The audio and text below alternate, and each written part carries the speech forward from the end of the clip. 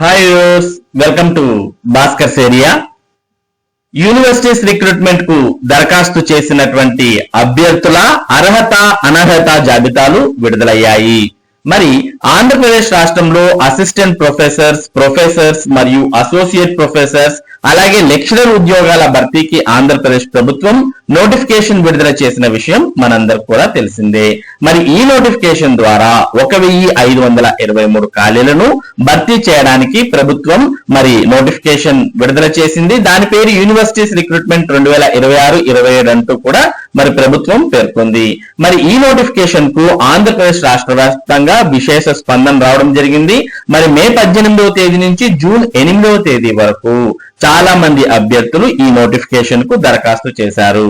మరి దరఖాస్తు ప్రక్రియ పూర్తయిన తర్వాత ఏం జరగబోతోంది అనేది అభ్యర్థులు ఆసక్తిగా ఎదురు చూస్తున్నటువంటి నేపథ్యంలో మరి ఆంధ్రప్రదేశ్ ప్రభుత్వం యూనివర్సిటీస్ రిక్రూట్మెంట్ కు సంబంధించి అర్హుల మరియు అనర్హుల జాబితాను విడుదల చేసింది. అంటే prime fascia eligible and in eligible candidates list అనేది విడుదల చేయడం జరిగింది.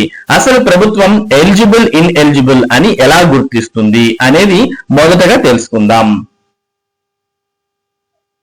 ఈ యూనివర్సిటీస్ రిక్రూట్మెంట్ 2026-27 కు ఎవరైతే ఆన్లైన్ లో అభ్యర్థులు దరఖాస్తు చేశారో అటువంటి వారు ఆన్లైన్ లో అప్లై చేసిన తర్వాత మరి హార్డ్ కాపీని ఆఫ్లైన్ లో పంపించాల్సిన అవసరం ఉంటుంది. ఎవరైతే అభ్యర్థులు ఆన్లైన్ లో దరఖాస్తు చేసి హార్డ్ కాపీ ఆఫ్లైన్ లో పంపించలేదో అటువంటి వారందరినీ కూడా ఇన్ ఎలిజిబుల్ గా డిక్లేర్ చేయడం జరుగుతుంది. దాని తర్వాత ఒకవేళ ఆన్లైన్ లో అప్లై చేసి మీరు హార్డ్ కాపీ పంపించినప్పటికీ మీరు ఏదైతే పోస్ట్ కు దరఖాస్తు చేశారో దానికి కావాల్సినటువంటి అర్హతలు మీకు ఉండాలి. ఒకవేళ మీరు ఆ అర్హతలు అనేవి లేకపోయినా మిమ్మల్ని ఇనెలిజిబిలిటీ లిస్ట్ లో ఉంచే అవకాశాలు ఉన్నాయి. ఇక ప్రొఫెసర్ ఇటువంటి కొన్ని పోస్టులకు మరి వర్క్ ఎక్స్పీరియన్స్ అనేది కూడా అడగడం జరిగింది. అటువంటి ఎక్స్పీరియన్సెస్ లేకపోయినా లేదా చాలా రకాలైనటువంటి అర్హతలు ఉన్నాయి professor, assistant professor, associate professors కు. మరి వాటికి కావాల్సినటువంటి అర్హతలు లేనటువంటి వారు అప్లై చేసి ఉన్నా అటువంటి వారిని పేరును కూడా మరి ఇన్ ఎలిజిబుల్ లిస్ట్ లో ఉంచడం జరిగింది. మరి ఒకసారి యూనివర్సిటీస్ రిక్రూట్మెంట్ కు సంబంధించి prime fascia eligible and in eligible list ఎలా చూడాలి అనేది మనం తెలుసుకుందాం. ఇందుకోసం మొదటగా మీరు ఏపీ యూనివర్సిటీస్ రిక్రూట్మెంట్ .apcfss.in అనే వెబ్సైట్ ని సందర్శించాలి. మరి ఈ వెబ్సైట్ యొక్క డైరెక్ట్ లింక్ ఈ వీడియో డిస్క్రిప్షన్ లింక్ లో కూడా ఉంది. మరి దాన్ని క్లిక్ చేసినా ఈ వెబ్సైట్ అనేది మీకు ఓపెన్ అవుతుంది. మరి ఈ వెబ్సైట్ ఓపెన్ అయిన తర్వాత మీరు వెబ్సైట్ లో కాకుండా నేరుగా మనం ఎంటర్ అయితేనే మనకు ఇంపార్టెంట్ నోటీస్ అంటూ కనిపిస్తుంది. ఈ ఇంపార్టెంట్ నోటీస్ లోనే మనకు prime fascia eligible and in eligible list అని కనిపిస్తుంది. ఇక్కడ మనం చూస్తూ ఉన్నాం click the button below to view the university wise prime fascia eligible and in eligible candidates list university wise list అంటూ కనిపిస్తుంది. దాని కింద పేమెంట్ రీఫండ్ అని కూడా కనిపిస్తుంది. Refund window will be opened shortly for candidates who have applied during the 2023 recruitment and not applied for the 2026 recruitment అని కూడా కనిపిస్తుంది. అంటే ఎవరైతే 2023 రిక్రూట్మెంట్ లో అప్లై చేసి ఇప్పుడు అప్లై చేయలేదు, అప్పుడు ఫీజు పే చేసి అప్లై చేసి ఇప్పుడు అప్లై చేయలేదు, అటువంటి వారికి త్వరలోనే మరి అమౌంట్ అప్పుడు అప్లై చేసినటువంటి డబ్బులు, ఎందుకంటే పరీక్ష నిర్వహించలేదు ఏం చేయలేదు కాబట్టి మరి దానికి సంబంధించిన డబ్బులను మీరు తిరిగి పొందడానికి కావాల్సినటువంటి సమాచారం కావలసినటువంటి విండో రీఫండ్ విండో అనేది త్వరలోనే ఓపెన్ అవుతుంది అని ఇచ్చారు. అలాగే కొంతమంది 2023లో ఎక్కువ పోస్టులకు అప్లై చేసి 2026లో తక్కువ పోస్టులకు అప్లై చేసినటువంటి వారికి కూడా డబ్బులు రీఫండ్ అవుతాయి. అదంతా కూడా త్వరలోనే ఓపెన్ కాబోతోంది.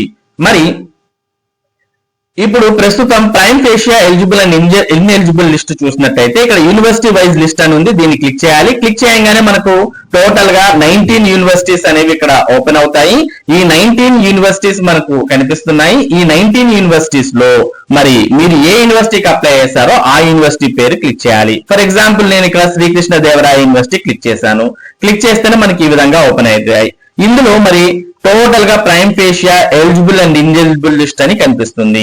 మరి ఇందులో మీరు అసిస్టెంట్ ప్రొఫెసర్ కు అప్లై చేశారా, లేదంటే ప్రొఫెసర్ కు అప్లై చేశారా, లేదా అసోసియేట్ ప్రొఫెసర్ కు అప్లై చేశారా అనే దాన్ని బట్టి ఇక్కడ మీరు టోటల్ గా చూసుకోవచ్చు.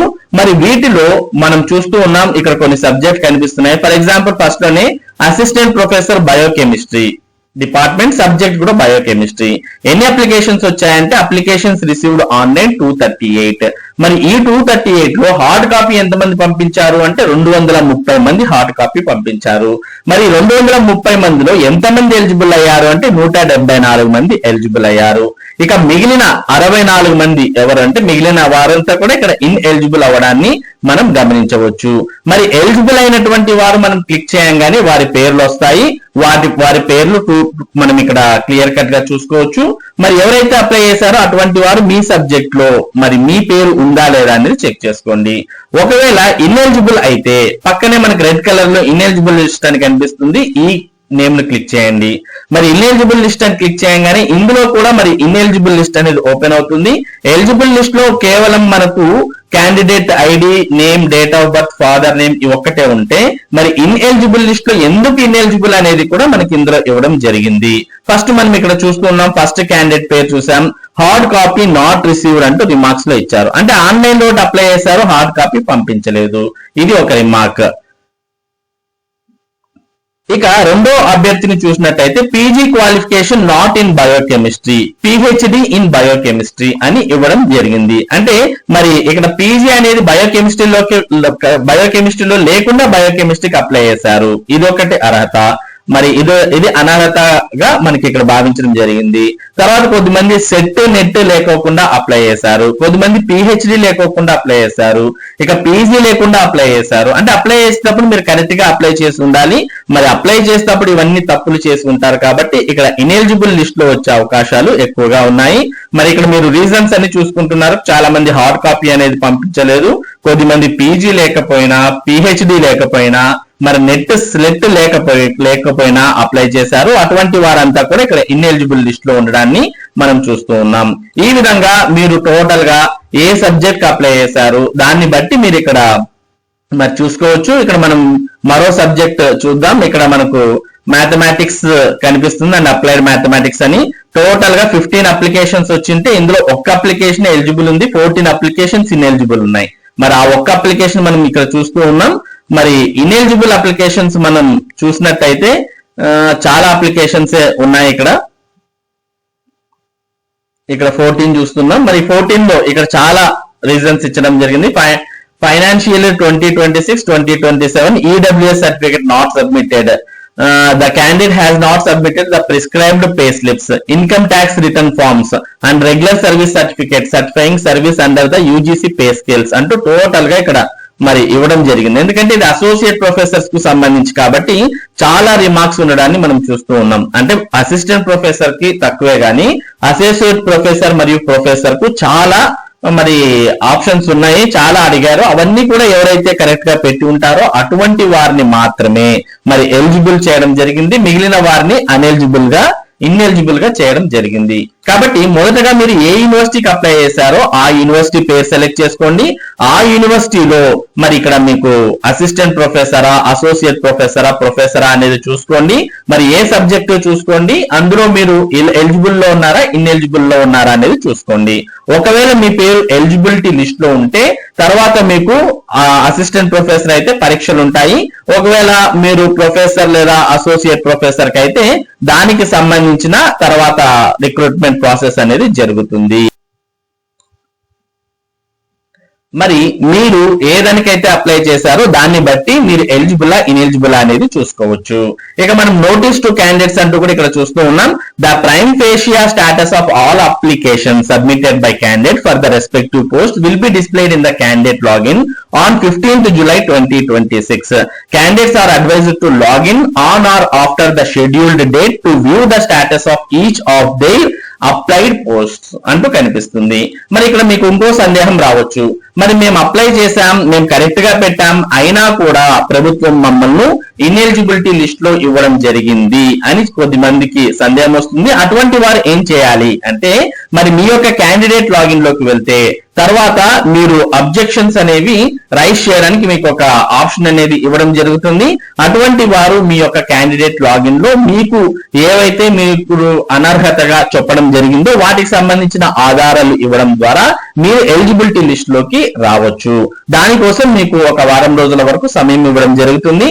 కాబట్టి ఎవరైతే అభ్యర్థులు దరఖాస్తు చేశారో అటువంటి వారు వెంటనే మీ యొక్క క్యాండిడేట్ లాగిన్ లోకి వెళ్ళి, ఇనెలిజిబుల్ అయితే క్యాండిడేట్ లాగిన్ లోకి వెళ్ళి మరి మీ యొక్క గ్రీవెన్సెస్ లేదా అబ్జెక్షన్స్ అనేవి సబ్మిట్ చేయవచ్చు. ఇనెలిజిబిలిటీలో ఉన్నంత మాత్రాన మరి హైరాణ పడాల్సిన అవసరం లేదు. దానికి సంబంధించిన ప్రూఫ్స్ అన్ని కూడా మీరు సబ్మిట్ చేయాల్సిన అవసరం ఉంటుంది. దీని మీద ఆ యూనివర్సిటీకి సంబంధించిన వైస్ ఛాన్సలర్ యొక్క నిర్ణయమే మరి ఫైనల్ డిసిషన్. మీరు సబ్మిట్ చేసినప్పటికీ మిమ్మల్ని ఇనెలిజిబిలిటీ లిస్ట్ లో ఉంచితే ఇక మీరు తర్వాత ఫర్దర్ ప్రాసెస్ కు ఇన్ఎలిజిబుల్ అని అర్థం. మరి ఇది యూనివర్సిటీస్ రిక్రూట్మెంట్ 2026-27 ఎలిజిబుల్ మరియు ఇనెలిజిబుల్ లిస్ట్ కు సంబంధించినటువంటి సమాచారం. మరి యూనివర్సిటీస్ రిక్రూట్మెంట్ కు సంబంధించిన అప్డేట్స్ మీరు ఎప్పటికప్పుడు పొందాలి అంటే ఫస్ట్ ఆఫ్ ఆల్ మన భాస్కర్స్ ఏరియా యూట్యూబ్ ఛానల్ కు సబ్స్క్రైబ్ అవ్వండి. అలాగే ఈ వీడియోని లైక్ చేసి మీ ఫ్రెండ్స్ తో కూడా షేర్ చేయండి. Thank you for watching this video.